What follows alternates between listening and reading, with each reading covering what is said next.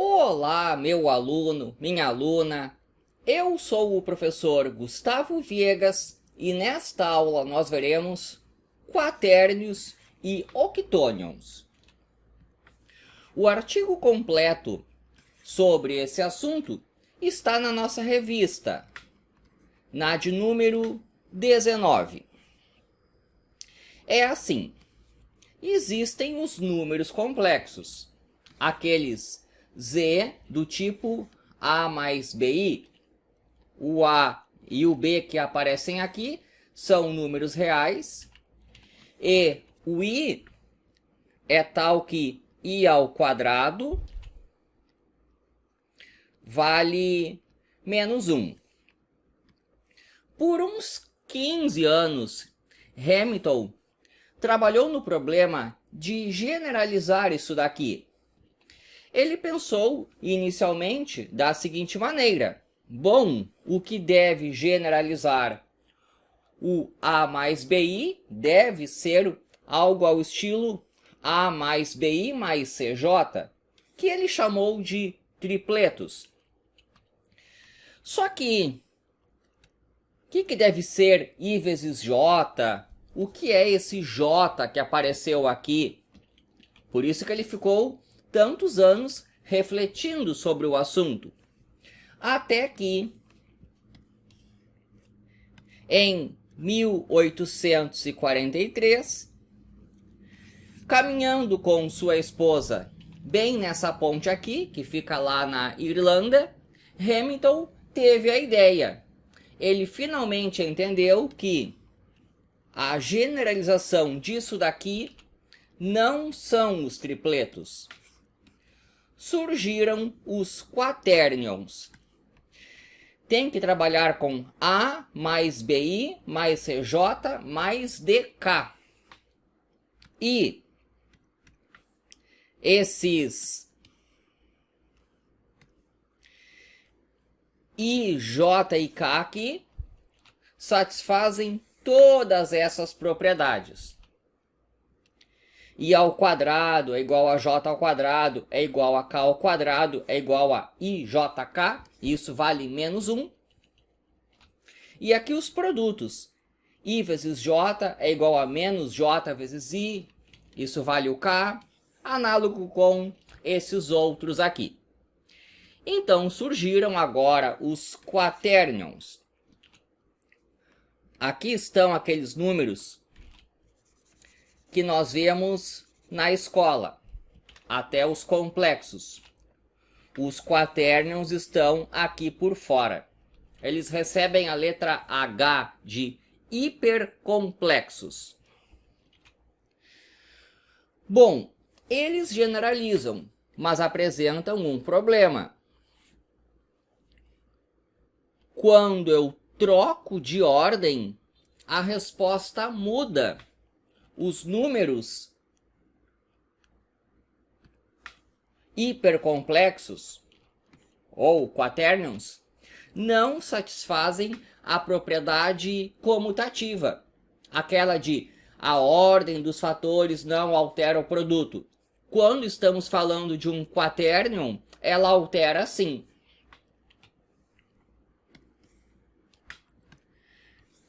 Quando Hamilton teve a sua sacada, ele pegou uma pedra dessa ponte aqui e escreveu essas definições com um canivete que ele tinha.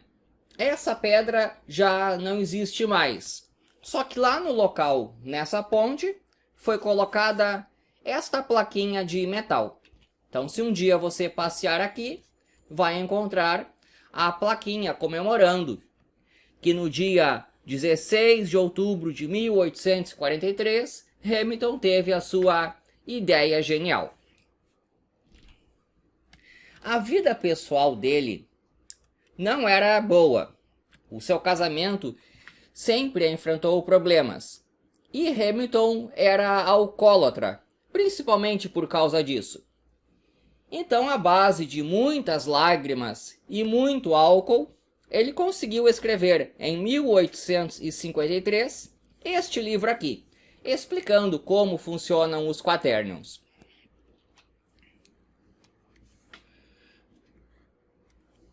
Eles são nesse formato aqui, mas podem ser escritos em outro formato, que é assim. Um quaternion é um número do tipo Z1 mais Z2, J, em que Z1 e Z2 são números complexos. Então você nota que, olha aqui, ó, A mais BI, com A e B sendo reais. Isso aqui é um número complexo. Um hipercomplexo, ou quaternion, tem um formato bem parecido. Ele é assim. Esse aqui é um A mais BI, esse aqui é um outro A mais BI, só que multiplicado por J. E tem todas essas regrinhas aqui. Essa matéria foi utilizada pela primeira vez com grande importância em 1873, quando Maxwell publicou este livro aqui.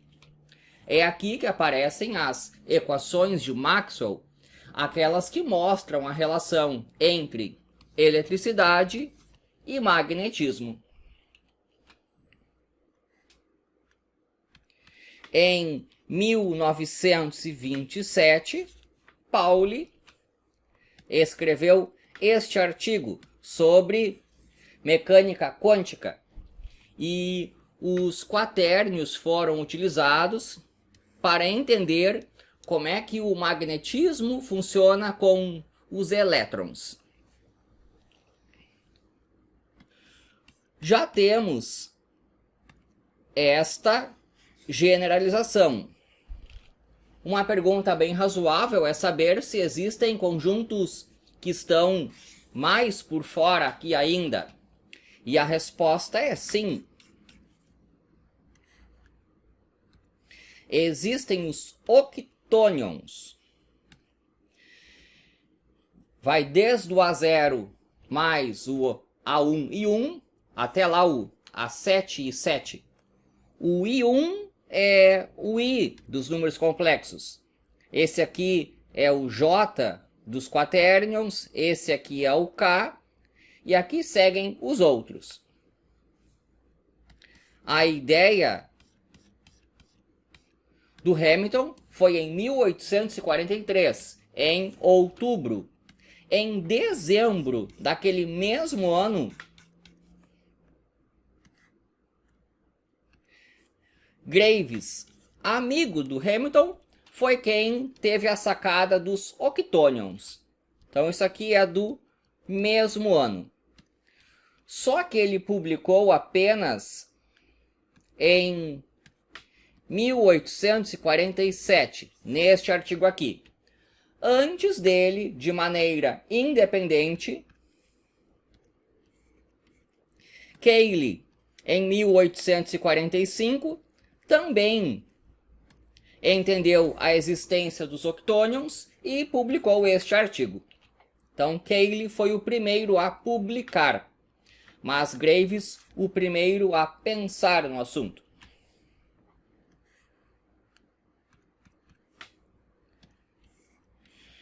Para os octonions, as multiplicações satisfazem essa tabela inteira aqui. Então, por exemplo, o I5 vezes o I1. I5 vezes o I1. Isso dá o I4. Então é necessário saber tudo isso aqui para ser capaz de multiplicar dois octonions. E eles estão aqui, ó. Primeiro, os complexos, vistos lá na escola. Depois, os quaternions, desenvolvidos por Hamilton.